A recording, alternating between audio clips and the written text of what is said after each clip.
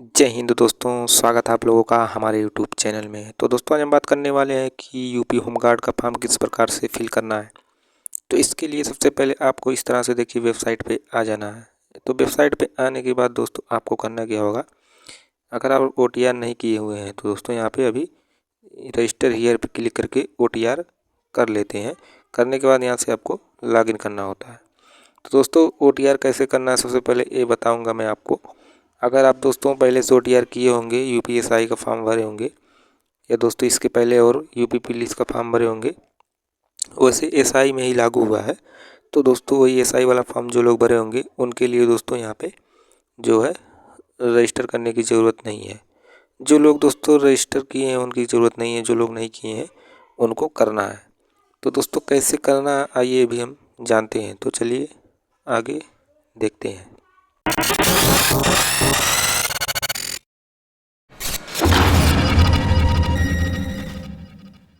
दोस्तों यहाँ पे हम आ चुके हैं। जब रजिस्टर क्लिक हियर पे क्लिक कर देते हैं तो ईमेल हमें भरना होगा, फिर मोबाइल नंबर भरना होगा। इसके बाद जनरेट OTP पे क्लिक कर देना है, ईमेल और मोबाइल नंबर दोनों पे।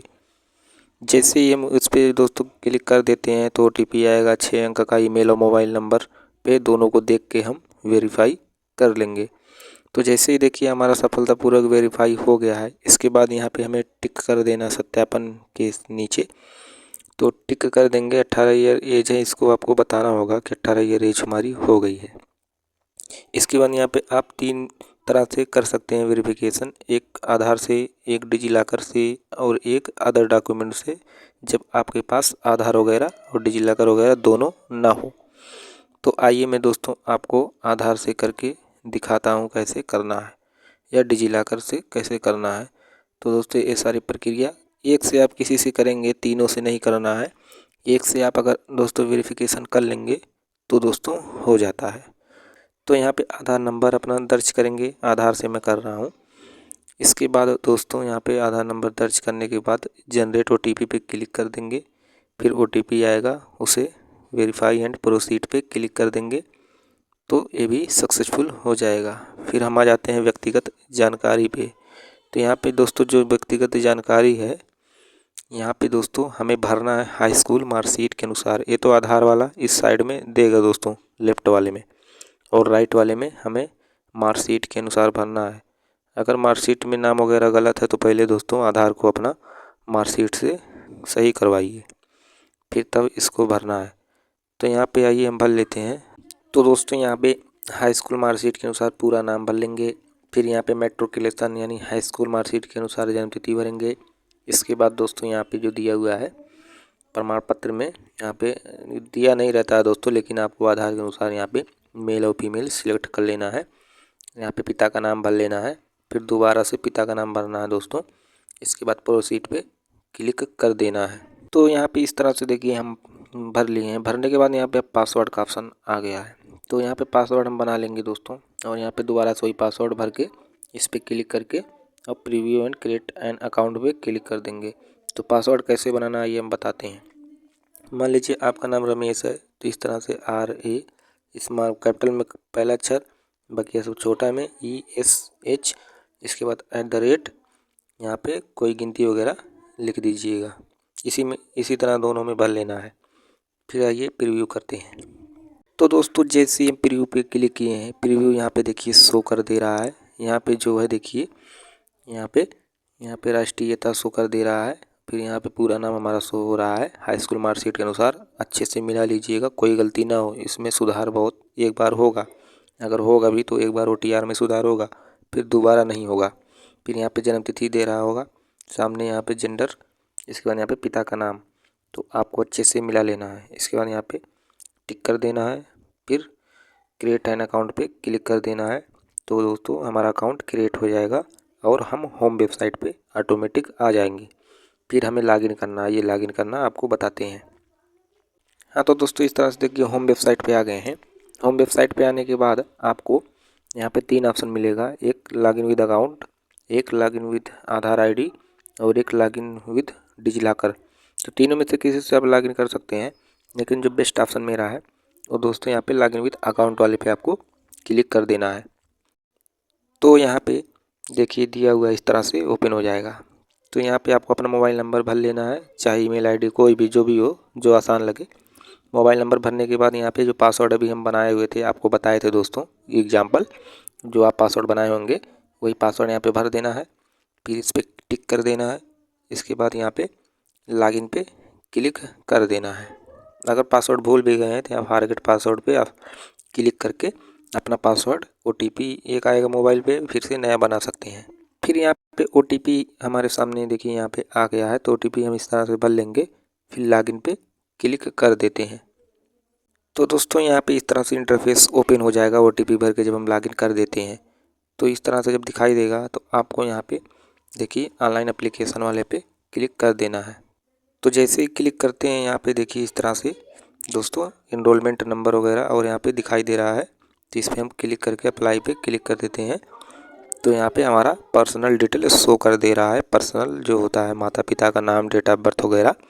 तो यहाँ पे वैवाहिक स्थिति हमें मैरिटल स्टेटस यहाँ पे सिलेक्ट करना है, शादी हुआ है कि नहीं हुआ है, या दोस्तों विधवा वगैरह के लिए भी दिया हुआ है। तो जो आपको रहेगा आप उसी को सिलेक्ट करिएगा। फिर यहाँ पे हमें निवास प्रमाण पत्र का डिटेल देना है। अगर आप उत्तर प्रदेश के निवासी हैं तो यस करिए, नहीं है तो नो कर सकते हैं। तो ये जनरल में तो यहाँ पे अपात्र हैं, आप नहीं भर सकते, क्योंकि ये जो है डिस्ट्रिक्ट वाइज है वैकेंसी। अदर मतलब जिस ज़िले में हम निवास करते हैं वो इसी ज़िले से भर सकते हैं। तो यहाँ पे आपको यस करना ज़रूरी है, नहीं तो आप भर नहीं पाएंगे। यूपी का निवासी होना चाहिए। फिर यहाँ पे मूल निवास, यहाँ पे आपको जारी करने वाला ज़िला, तो किस ज़िले के आप हैं, कहाँ का बना हुआ निवास, वही यहाँ पे आपको देना है। इसके बाद यहाँ पे मूल निवास जो है वो किस अधिकारी द्वारा जारी किया गया है, ये आपको यहाँ पे देना है। तो यहाँ पे ज़्यादातर SDM लोग करते हैं यहाँ पे, तो आपको सिलेक्ट कर लेना है निवास प्रमाण पत्र कौन बनाया हुआ है। तहसीलदार उसे बहुत कम करते हैं, लेकिन SDM के द्वारा जारी होता है मेरे यहाँ दोस्तों। तो आइए हम इस तरह से इसको भी सिलेक्ट कर लेते हैं। इसके बाद यहाँ पे हमें अपना जन्म तिथि, यहाँ पे मूल निवास जो प्रमाण पत्र जब बना हुआ था तो वही सिलेक्ट कर लेना है। इसके बाद यहाँ पे प्रमाण पत्र आवेदन संख्या और यहाँ पे मूल निवास प्रमाण पत्र क्रमांक क्रम संख्या, तो दोनों भर देना है। आवेदन करते ऊपर आवेदन संख्या दिया रहता है बाईं साइड, और नीचे यहाँ पे प्रमाण पत्र संख्या। फिर यहाँ पे श्रेणी अपना सिलेक्ट कर लेंगे, जनरल, OBC, SC, ST। फिर अंडरस्टैंड आई एग्री पे क्लिक कर देते हैं। इसके बाद यहाँ पे श्रेणी प्रमाण पत्र जारी करने वाला ज़िला, तो ज़िले का नाम आपको सिलेक्ट कर लेना है जिस ज़िले से आप बिलोंग करते हैं। इसके बाद यहाँ पे आपको सिलेक्ट करना कौन बनाया हुआ है, तहसीलदार, SDM। फिर यहाँ पे जारी तिथि, इसके बाद यहाँ पे आवेदन संख्या, फिर यहाँ पे प्रमाण पत्र क्रम संख्या।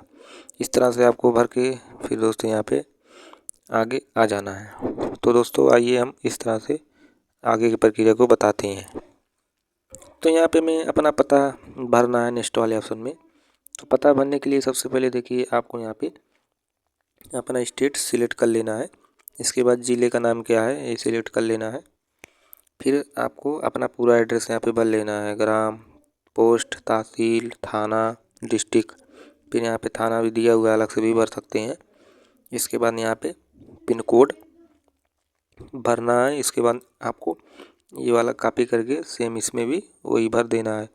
अगर आप दोस्तों अस्थाई पता यहाँ पे मतलब जो अस्थाई आपका निवासी है वो भरना है।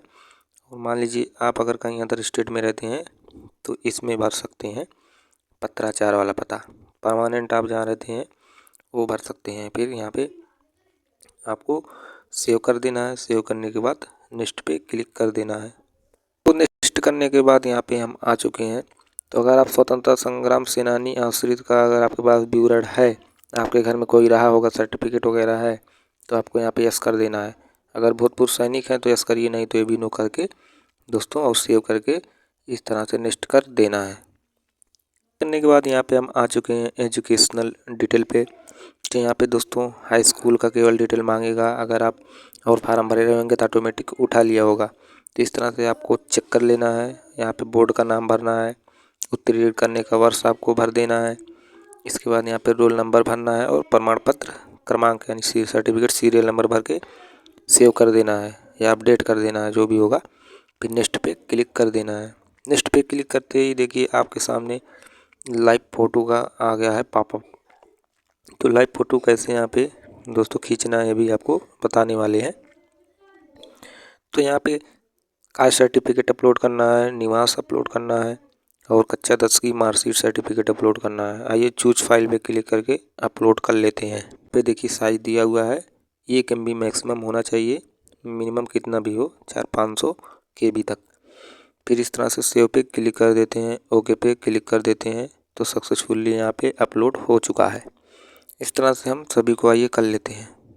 तो दोस्तों लाइव फ़ोटो खींचने के लिए आपको जो है एक वेब कैमरा लगा होना चाहिए कंप्यूटर में, या तो दोस्तों लैपटॉप हो उसमें कैमरा लगा होता है। तो जो पॉपअप अभी दिख रहा था उसको अलाउ कर देना है। तो इस तरह से दोस्तों आप इमेज अपना दोस्तों कैप्चर कर सकते हैं। पीछे बैकग्राउंड होना चाहिए सफ़ेद, चश्मा वगैरह ना लगा हो और ज़्यादा उजाला ना हो चेहरा पे, एकदम साफ क्लियर हो। फिर यहाँ पे सिग्नेचर भी हमें अपलोड कर देना है जो कि उसकी साइज़ होनी चाहिए। यहाँ पे देखिए दिया हुआ है मिनिमम, जो मैक्सिमम है 20 KB, minimum 5 KB, maximum 20 KB। इस तरह से अपलोड कर लेना है। इसके बाद सेव पे क्लिक कर देना है, फिर नेक्स्ट पे क्लिक कर देना है।